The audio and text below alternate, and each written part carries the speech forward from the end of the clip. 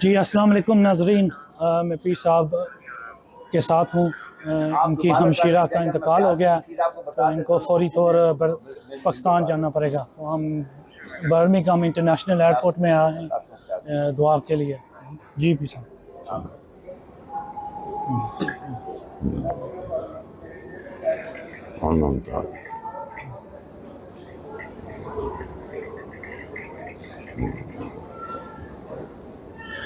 اللہم اغفر لعیننا۔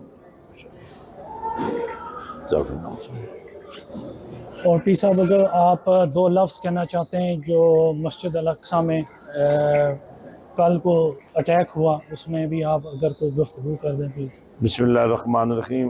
یہ ہماری بڑی بدنصیبی ہے کہ اسلام کا وہ مرکز جہاں سے ہمارے نبی پاک صلی اللہ علیہ وسلم نے انبیاء کی امامت فرمائی اور یہاں سے معراج کے لیے آپ کے سفر کے دوسرے مرحلے کا آغاز ہوا، اب یہاں یہودی بھی ہیں، عیسائی بھی ہیں، مسلمان بھی ہیں، سب کو عبادت کا حق ہے، لیکن یہ خاص کر رمضان المبارک کے مہینے میں اور ان مقدس راتوں میں یہ جو بربریت ہوئی ہے، اس کا انٹرنیشنل کمیونٹی کو اور جو ہماری سو کالڈ سپر پاورز ہیں ان کو لینا چاہیے، ایکشن لینا چاہیے، اس پر اپنا فوکس کرنا چاہیے کہ آخر عبادت کرنے والوں کی عبادت میں کیوں مداخلت کی جا رہی۔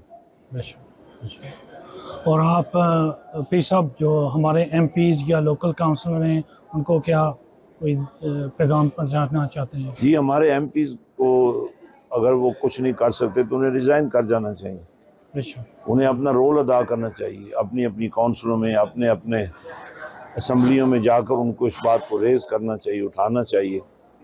بس ایک ڈائلاگ ہی ہوتا ہے نا، وہ تو کرنا چاہیے نا۔ جی جی انشاءاللہ وہ ہماری لیڈرشپ ہے، جو بھی ہمارے ممبران اسمبلی ہیں تو وہ ہماری لیڈرشپ ہے، so they have the authority to talk to the officials, so they should do it انشاءاللہ۔ جی آپ ناظرین دیکھ رہے ہیں ماجد سلطانی کے ساتھ، جزاک اللہ، خدا حافظ۔